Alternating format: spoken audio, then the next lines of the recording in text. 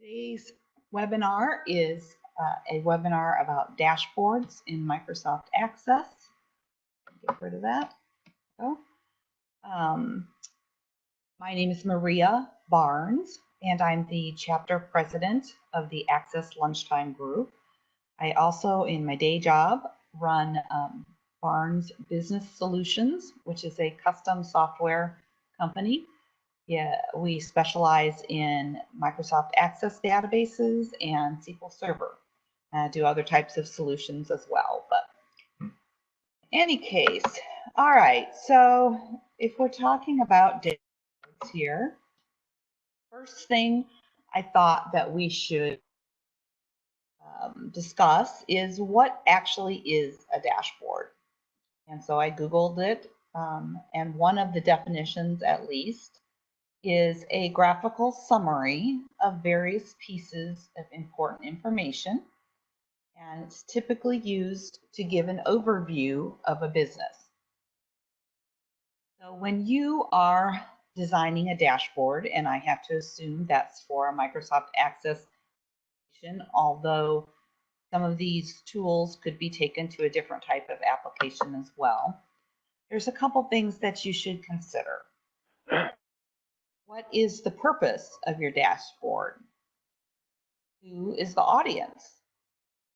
Is this the sales manager? Is this all of the users? Is it one particular group of users?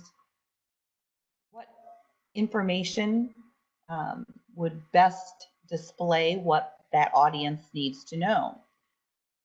If you think about a couple different kinds of dashboards that you might be familiar with in other types of usages in your life, you probably all drive cars and you have a dashboard in your car. It has various readings on it. It's probably got a speedometer. It tells you how fast you're going, so you know whether or not you're exceeding the speed limit that's posted or not. It's probably got a mileage indicator, maybe a trip indicator that you can set to let you know how far you've gone on the trip you're on. Maybe a gasoline indicator to let you know how long until your car is empty. If you've got a fancier car, you might also see on your dashboard your navigation system. I actually am able to do that with the most recent car I got. Pretty handy. I don't have to look someplace else.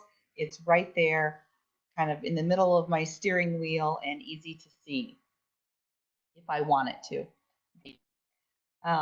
If you've got a dashboard for a different purpose, you're going to have different information on it. If you were flying an airplane, you would see an altimeter. I think that's how you pronounce that.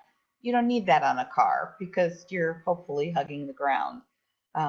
If you were looking at a dashboard where you were trying to see what was going on with the transportation system of a city, you might see, for example, 15 train lines and what the status of each of those lines were, or some kind of indicator that indicated the number of trains were behind schedule, or various different types of information. But depending upon who your audience is, you need to decide what type of information they need to see, and you can only put so much information on a dashboard. So ideally, you should choose those pieces of information that would portray most information to the audience that you believe is audience for your dashboard. And I don't think that you should discount the importance of displaying data in a dashboard format. I once had a client that had several different reports that I had written for them in Microsoft Access, and I thought that those were very informative reports. But one of them said, my manager, he really likes charts. So can you give me some charts that I can show to him? And so I developed just 2 simple charts, displayed them on the same page as a dashboard. And the next time I went into that client office to do an office visit, those charts from the last quarter were displayed in a large format, like 30 by 30, on one of the walls in the office. That the manager was so excited to see those charts and that indicator of it happened to be sales data, and he was trying to encourage people. We've reached our sales forecast, or we're so far along in our sales forecast, trying to get people to probably increase their sales for the next quarter. He was so excited about it, he displayed it for everyone to see.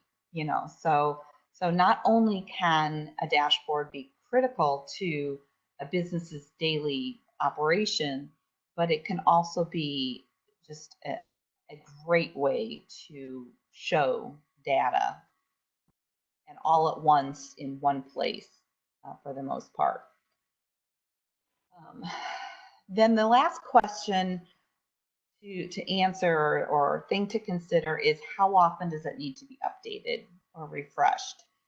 And that, of course, depends entirely on who your audience is and what information you're displaying.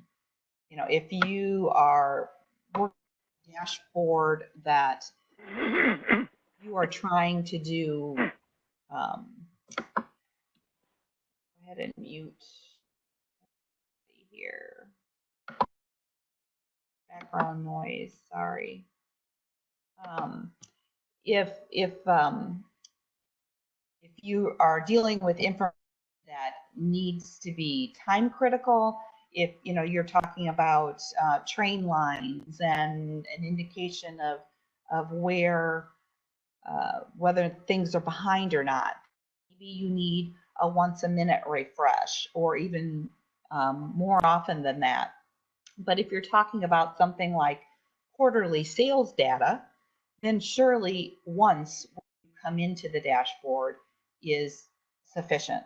You don't need any refresh, because quarterly sales data only changes once a quarter. Or even if it's quarter to date, you probably don't have any need to be refreshing things at all, other than when you pull up the screen. Those are kind of the two. You could be refreshing much more often than every minute if you needed to, but you've got extremes. Does it need to be refreshed on a timed basis, or maybe when you push a button, or just when you open the screen? And again, that depends upon your audience and the purpose of the dashboard. You also need to take that in mind when you design your dashboard, because in general, the more controls that you have on your dashboard, the more often you need to go, and the more often you need to, the higher pull it's going to be on querying your data. So you might want to make sure that the method that you're querying data takes into account that, and you might use a different method for querying the data if it needs to be updated more often. And a little bit later in today's presentation, I'll talk a little bit more about that in one of the examples. So I'm going to give you several different examples today, and we're going to talk about them in detail. And I am by no means going to exhaust the types of display you could put on dashboards in Microsoft Access. But I hope that the different things that we cover today will give you some ideas and pointers and get you started in the right direction according to what you need to do. And I might also say that the techniques that I'm going to use, some of them be done in several different ways and accomplish the same thing. So, that doesn't mean the way that I'm going to demonstrate is necessarily the only way, to do so. So the first thing I'm going to show you is the Northwind template database and the home form on that. So here we've got.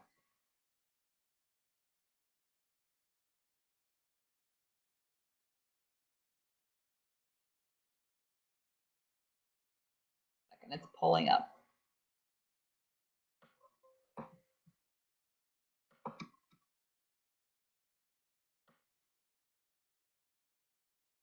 Okay, so when you open the Northwind's database, the first thing that comes up is actually a login, and you click the user that you're in. But then it comes to this home screen, and this is actually a dashboard. We have one area over here that shows one bit of information, and that happens to be the active orders. There's another area here in the kind of top middle that shows inventory to reorder. There's a third area at the bottom that shows a sales list of sales for a country, region, and person. And then there's another area over here, and this is actually a menu. You can actually click on these. So you might not typically think of this as a dashboard, but it really is. It's showing different key information. And this is shown at the beginning of each time the application is open.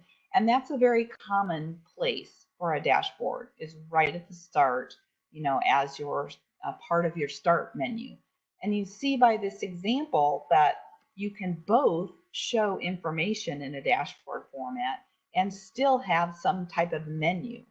And of course, with today's other tools, you can actually, you don't have to have a menu in a format like we're used to seeing, like a switchboard. That's kind of old school at this point with Microsoft Access. Many people make use of the ribbon and have menus across the ribbon instead of on the main form. Let's take a quick look from a design view at what they've done here and how these different pieces fit. This particular form, or this particular part of the dashboard, well, they're all actually, except for this area here, they're all subforms. So this sub here is an active orders subform, and it's linked based on the current employee and a child field employee ID. So it's only showing active orders for the particular employee that is selected here in that, to go away.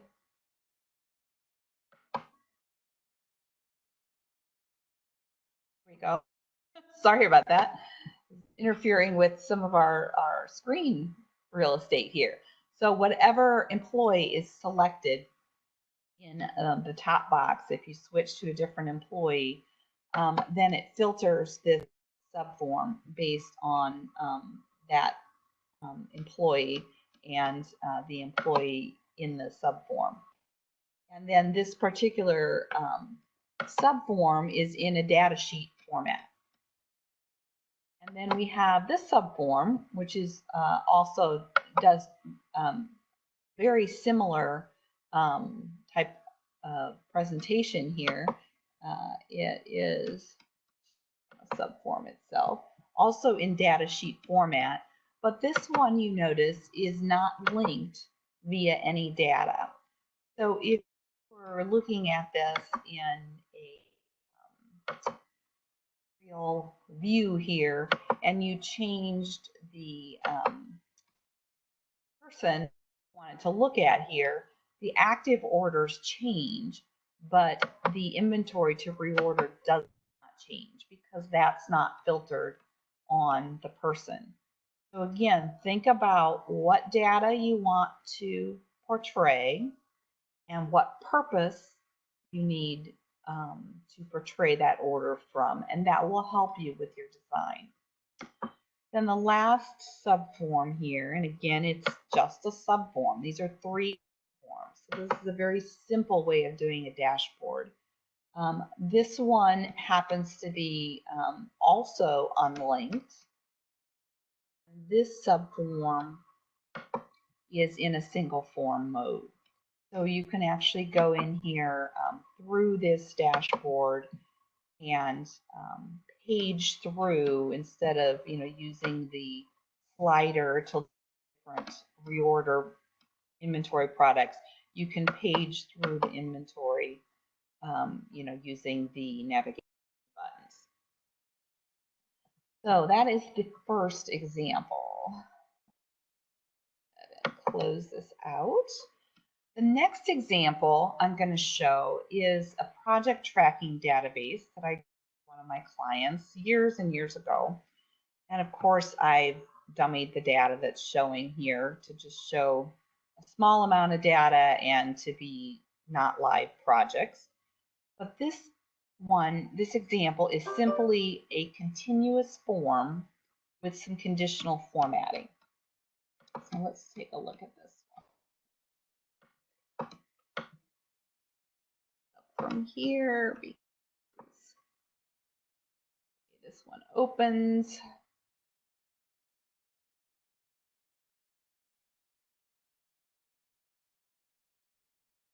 Oh, didn't open over there. Here we go. All right, so this one centered on the screen so you can see it a little bit better.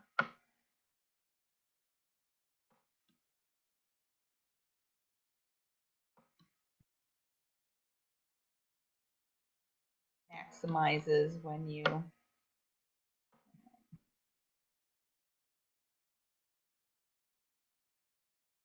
right, anyway, so this one has search criteria up, but this is what opens and it maximizes when you open the application. And then it becomes a menu of such because you can double click on any of the rows and it opens up details about the project and you can do things with it. And it actually, I believe, opens in read-only mode unless you be in the particular stage and you have rights in that particular stage. So this shows a couple different things. First of all, it's a continuous form. There are 3 rows here, 1, 2, 3, for each piece of the form, each record of the form. And so this is one record for these 3 rows, and then this is a second record, and this is a third record. The top row shows labels and then information, and that's project level. So it's got an order number, it's got a customer number, it's got a model number, a part number. So those are the project level information that it shows or labels across the top. And so then this is the data fields at a project level. And then the second row shows different status labels. And so this particular the way this company worked is that a project could go through various phases. And so each phase is listed on row 2. Customer service was the first phase, engineering, scheduling, sample tool, QA, etc., all the way to the end. And actually, depending upon the type of project, there are sometimes different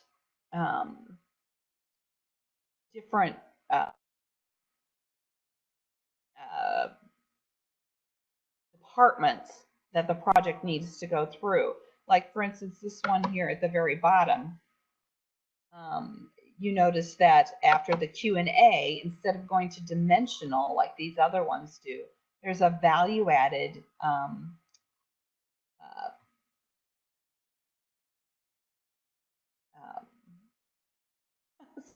drawing a mental blank here. There's a value added department that the project has to go through before it gets to dimensional. So this particular row has one extra column that the other ones have as a blank. And then the other thing that makes this appear like a dashboard is that these various statuses are in different colors according to whether or not they have already passed. They're green if they have passed that particular department already, and they're red if they are in a particular department. And that's just to highlight it. It's not red means bad, but it's just to highlight where the project is. And then there's also a status, which is the current status of each project, which is either in blue if the project is on schedule, or in red if it's delayed. So all of these kinds of indicators give information and make this into a dashboard. But all it is a continuous form. So let's take a little bit of a look here as to how that is done. So again, we've got a continuous form. We've got 3 lines of detail according to, just laid out this. And that's because it's continuous, repeated as we view the form. And then the ones that we look at the format, you can see that there's a conditional formatting applied. The default formatting is blue, and if the value equals delayed, it displays it in red. And then each of these labels and statuses also have a conditional formatting, and they are very similar. The labels actually look at the expression of the status below it, and if it's process, it's green. If it's in process, it's red. And then the status themselves are really just the same, except for the fact that they use actually the value of the rule as opposed to an indicator of the control to look at, because value would mean the value of this control. And I just guess that I will touch basically on conditional formatting in case you're not familiar with it. You have different types of rules to check values in the current record, where the field value is equal to process. You can then add different types of rules to this as well. You can add a new rule. You can have one rule and the format can be different if one rule applies versus whether or not the other one applies. And here on the new rule, you can see a little bit more about the types of choices you get here. Do field value is, which is what we were talking about, or expression is, and then you can create the expression. And so that's what we did for the labels here. Those expression is, and then instead of just putting equals process like the other one, you put in in brackets the name of the control that you want to look at. So again, just comparing that to the other for, sorry.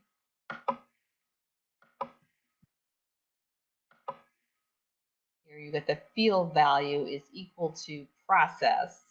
And in the expression, you get expression, and then you get a blank area here where you name of the control in square brackets, and then equal to or whatever your criteria is, doesn't equal or whatever, and then the value.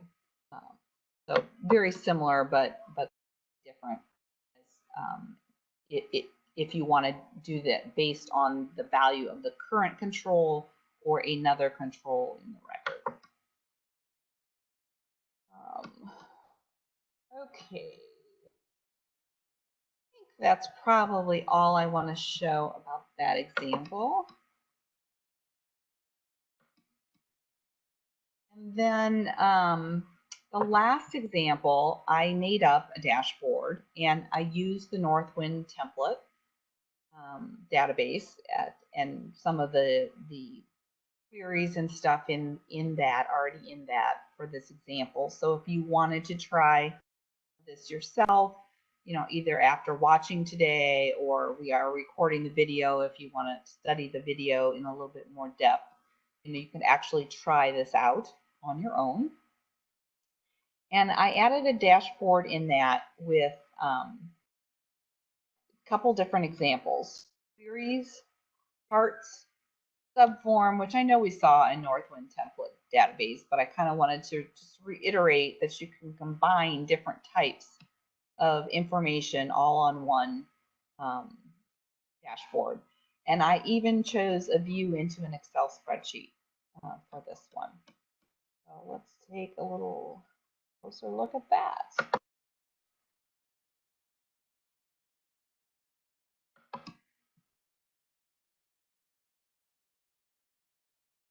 And this is what happens when you log in. You could select your employee. You know, if you were not Sini, if you were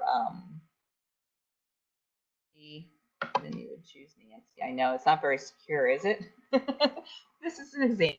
Of course, if this were real life, you would probably do something a little bit more secure than that.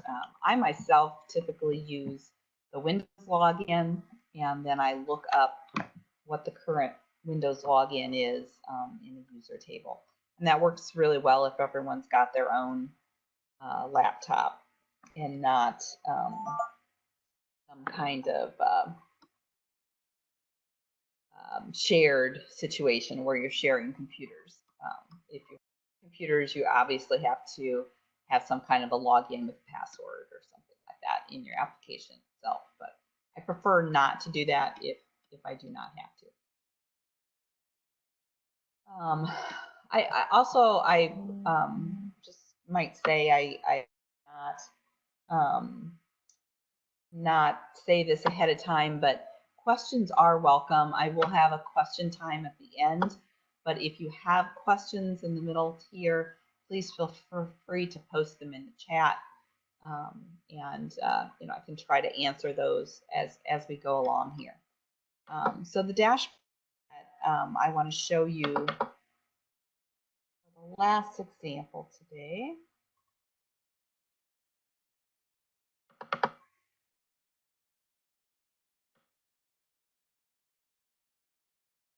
Has several different pieces to it. First of all, there's a combo box similar to what we showed on the home page. This one, though, has not only the individual employee, but also an all button, which is the default. Then the next part of it is this part here that has total sales. And that is simply a text box and a label, and then the behind it. And again, I'm going to go into some more detail here after I describe basically what we have here, but I just want to talk a little bit about the pieces first. Then this section here is an embedded chart. So that's one of the new Microsoft office charts that came out a year and a half ago or something like that. And then this one is also a chart. This one's a pie chart, of course, and this one happens to be a clustered bar chart. And those are both connected to the data behind this form here. And then this one over here is the look into an Excel object. So this is actually a found DB object, and that is linked to an Excel spreadsheet. And then the chart is in the Excel spreadsheet because I don't know how much you work with Excel, but even though we have some nice charts in Access that are newer and look like Excel charts, Excel has much more of selection. And so one of the newer types is map data. And so this particular information is shown in a graphical way in this chart. And then the bottom portion is, again, a continuous form where you could look at, you know, the orders and the statuses, the orders and that kind of thing. So those are all the pieces of it. Look at how some of these things are done. First of all, let's take a look at the combo box. Many of you probably have wanted to do all option, but perhaps we're not sure about how to do that. And maybe you all know how to do this already, but hopefully who watches this video will not be aware of how to do that. But this is how I did that. Normally you would see this selection, select the employee ID and the name from the list of employees. And what I did was added a union, and as long as you have the same fields, ID and name being returned, then your query knows how to join those two together. So I choose, in this case, 0 for the ID, and then all for the employee name, and union together with, and then the results that we saw before, where you would get a list. This one happens to be bound column 1, and then in the format it's actually 2 columns for query, and the width of the column are 0, meaning we don't show the ID at all, and then a 1 inch for the name column, and probably should be bigger than that, it looks like, with a couple inches for 2.5 inches for the width, but I think I copied this from the other employee on the home, and that happened to be how that was set up. But in any case, so that's how I did the employee selector, and I've also got some events that are triggered, which we'll go through in a bit, when it changes from one employee to another employee. But let's look at some other pieces first before we do that. This one is simply a text box. It's not linked to anything. And then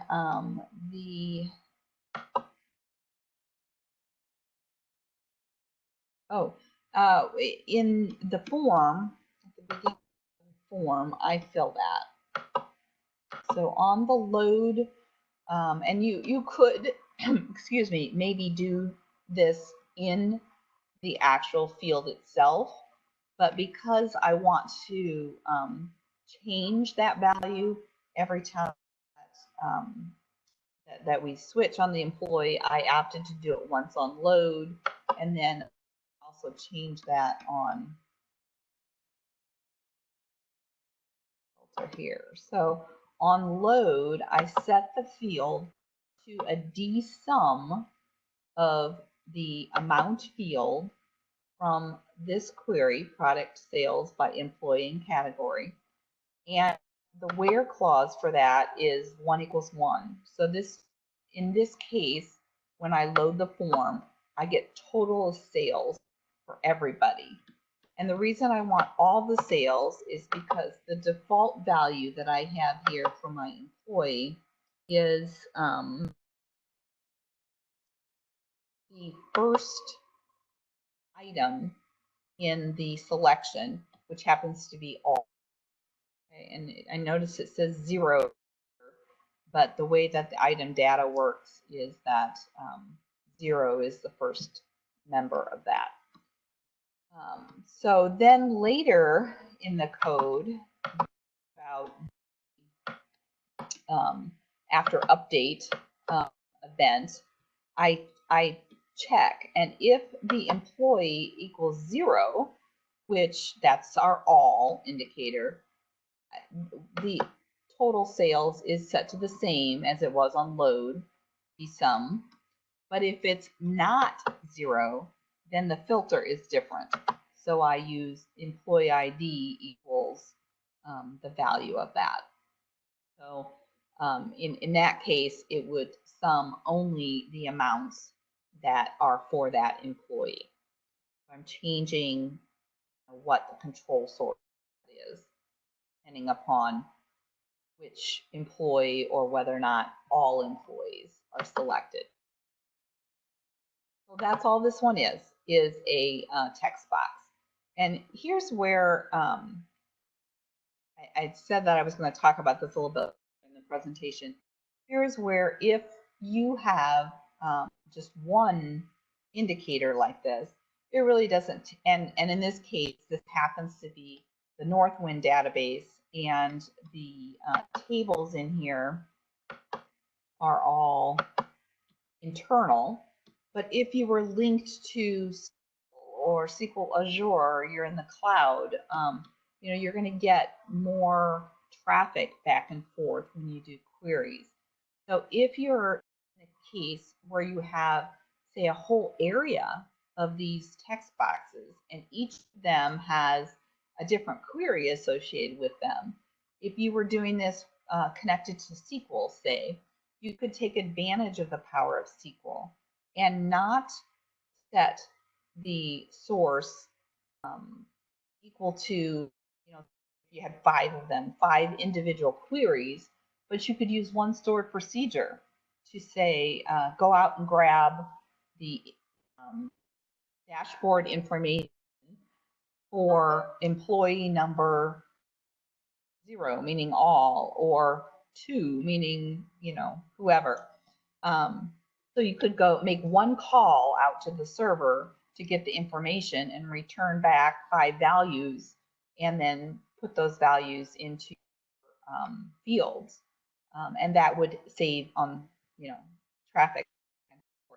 And again, if you don't need your data refreshed very often, if you refresh it once, when you come in here, or if you have a refresh button that people hit, once an hour when they're in here, maybe you don't need to do that. But if this is something that's on a timer and you're refreshing once every minute or more often than that, then you need to take that into consideration when you are looking at this. Okay, so this one is again, it's a pie chart, and worked with the new charts. One thing that I always forget is the actual type of chart you can change, but that's in the property sheet where it says chart type, as opposed to in the new chart settings. The new chart settings are very nice, though, very Excel-like, where you can flip things around. This happens to be set on sales by category, and if you're really here, you might notice that we don't have employee in that, but in fact, I do have employee. So if I've created 2 charts for each area here, one that's chart by category, and in this case, there's a chart by employee category, that one uses as its source a product sales by employee and category. And then that one, if you take a look at the data, is linked here. It links on the child field, employee ID versus the master field of ID. Again, going back to the other category, that I do not have linked to any of the fields below here. And we do have as a data source on the form itself, the record source of the employees. And then when we change here in our event, in our after update here, if we're not on employee 0, then we move to the record that employee in that employee box. And so that moves the data source, navigates to the particular record that you've selected. And here's where if we are not in the all employee, I make the chart by employee category visible and set the chart by category to visible equals false, so that hides that. So you don't have to do anything different with the setup of the charts at all. I just simply make the one visible and the other not visible. And then I do the same thing with the employee data and that chart, because that is very similar, where is chart by date, and the data here is not connected, and it's on product sales total by date. And then we have chart by employee date, and that one is tied where the employee name is linked.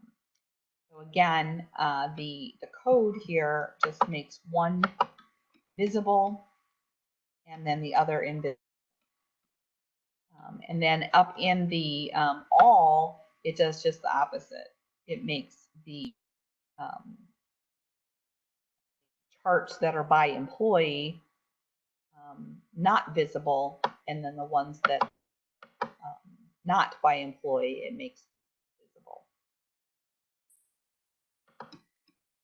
And then this one is the order list continuous, which is just a continuous form here. I'm not going to go over this very much here because I want to get to the last one. But that is in a data sheet format, and it's in the subform setting here. It's not linked at all in this case. It's just got a list of all the orders. So this is similar to the example in the home where that one is not linked. You could, of course, link those. But in this case, oh, I'm sorry, my bad. In this case, it starts out as not linked. And then depending upon whether or not you have the employee all selected or a particular employee selected, it does link the two master and child here. And so this one, the key here is that you have to set your source object before you can set or link master and child fields. And so essentially what I do here by clearing the source object on the order list subform is I break the links that might have been there before. So if you come in here and you start and it's all, and then you select a particular employee, then you end up with this format here. And then if you want to switch back to all, you can break, you can't just set the link master fields to nothing. You do that by clearing the data source like this for the source object rather for the subform with this statement, and then you set it to what you want it to be. And you end up then with the same thing that you have down here, except for you haven't set the link master fields and link child fields, so you end up with blank. So a little bit of code here to manage, you know, manipulation from screen to screen, but not a lot. It's pretty simple. And then let me show you the last one. This one is unbound OLE object, and it's linked to a spreadsheet here.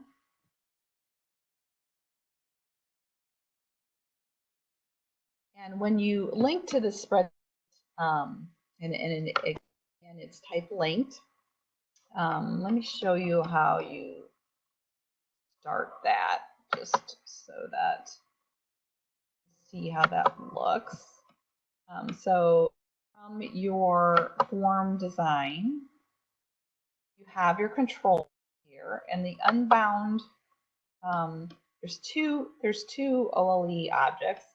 There's a bound object frame, and there's an unbound, and so you want the unbound one.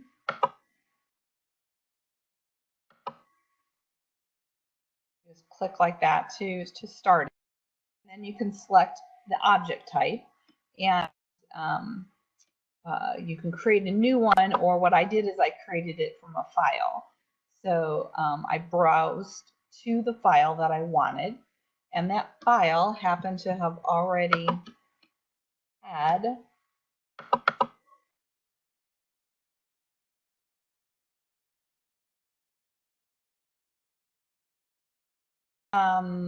is this Northwind available?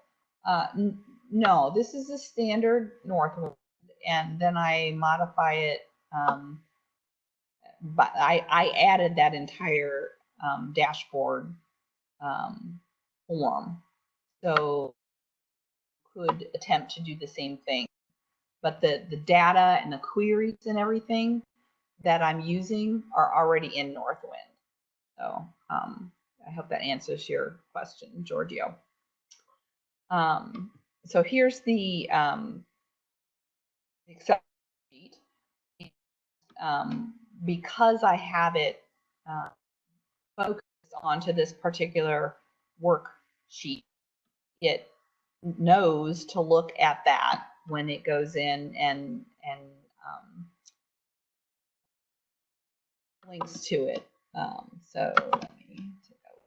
So you just browse, and I actually chose the link button, and that way if I have some kind of outside process that feeds data in that and updates that chart, my dashboard is always going to show what is updated. You could have some stationary view if you wanted to for that purposes, and then you would not check this link button. But that's how you get that on there. And then let's take a little closer look at the spreadsheet, just because it's so interesting. And we'll take questions. So first of all, in order to get this chart to be able to appear, you have to have some kind of data that is map data. So if you look at Excel in the data tab, once you have it, and it really there's very few fields that it accepts as map data. And I think that if I remember, it was highlight this, and then you go and you select geography, and that converts the cells that you've got to geography data. And goes out to Bing, does that. I think the first time you have to give it permission to do that. And because I selected sales in this case, it's got question marks here, and it's got that it can't find that for this information. And in fact, I think that there's also then a red indicator, if I remember right. It doesn't look very red here for this column because it can't find, you know, that data that it hasn't mapped. But these, it has mapped. It's mapped it to these states. And this little indicator is an indication of the fact that it's successfully mapped your data to geography data. Excuse me. And if you click on it, then you get this card information about it. But once you do that, then you can create a chart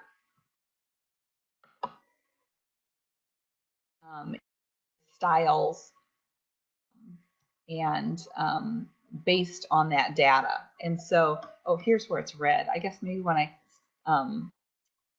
select the chart, then it's red.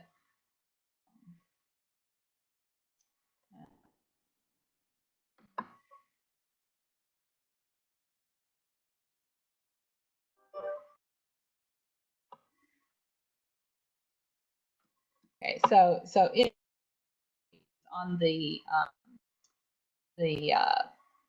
mapping series, you can have non-geographical data, and it will use that and indicators, and you can use sliding scales as far as color or some different options.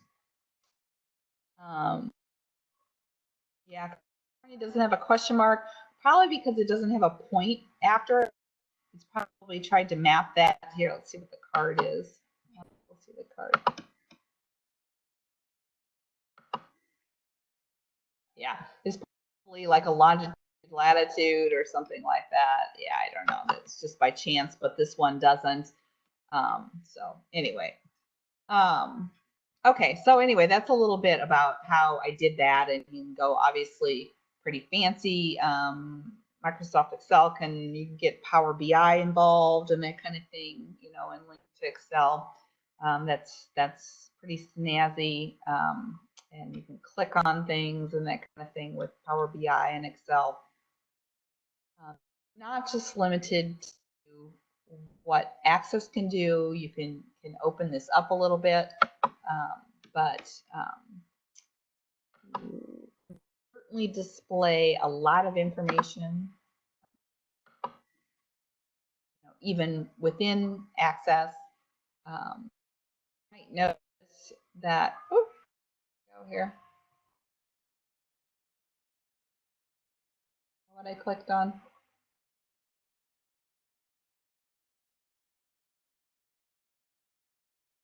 Just reopen.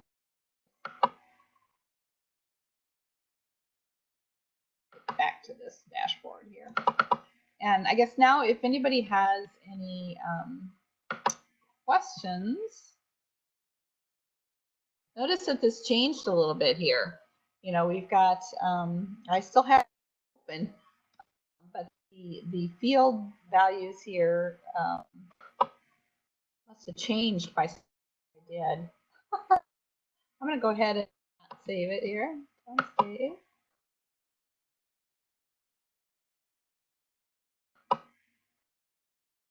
I think that will refresh.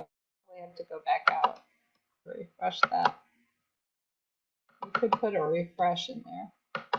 Okay, we've got it here. Okay, how do you get from Access to Excel? I didn't cover that. That would have to be, you know, an outside process, but you could put some queries in there where you would do an export to Excel. You could, for example, have one of the worksheets in here. Open this one back up. I just wanted to have an example of something snazzy and mad. I don't think that that this here is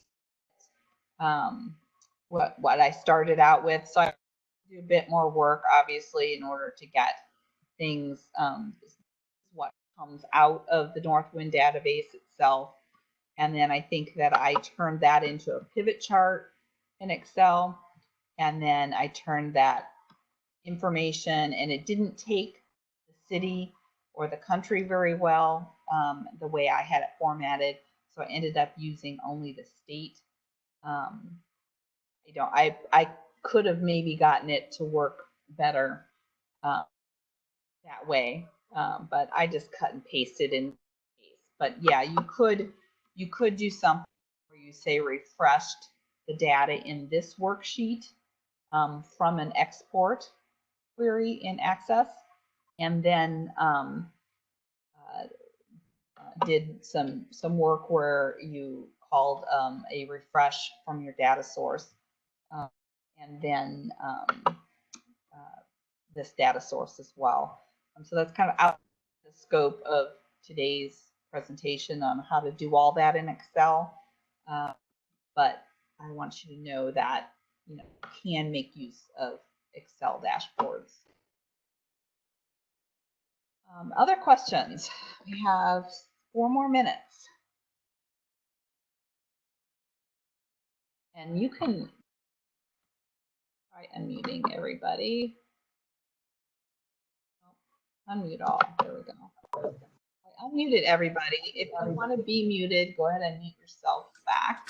But now you at least have the power to ask these two.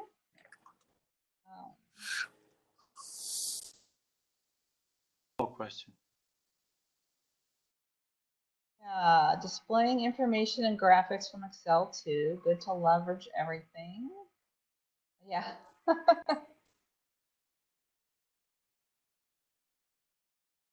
What about Power BI? Power BI. Could you link to a Power BI map? Sure.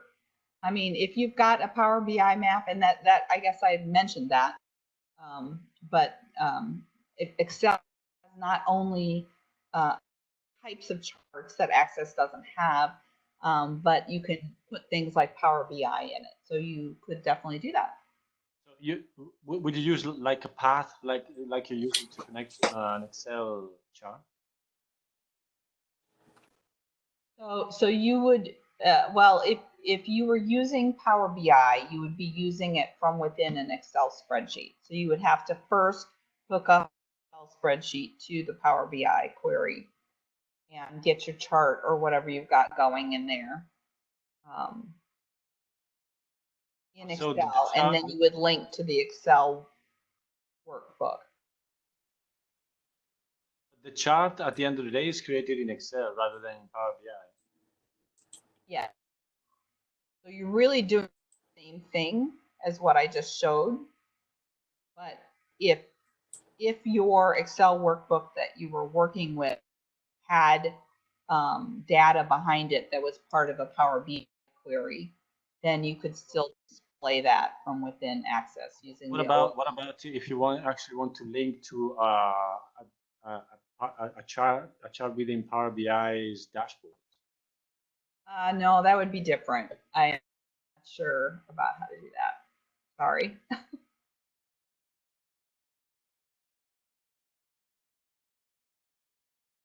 But it'd be good to explore.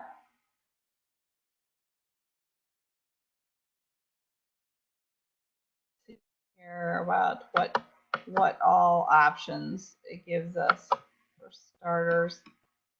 You can use a web browser object, so you could possibly do it through that.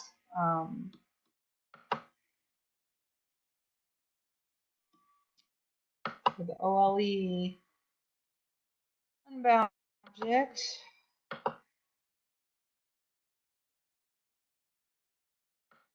It wants the create from a file is the what I used, and so you have to actually browse the file. A spot on the web using that.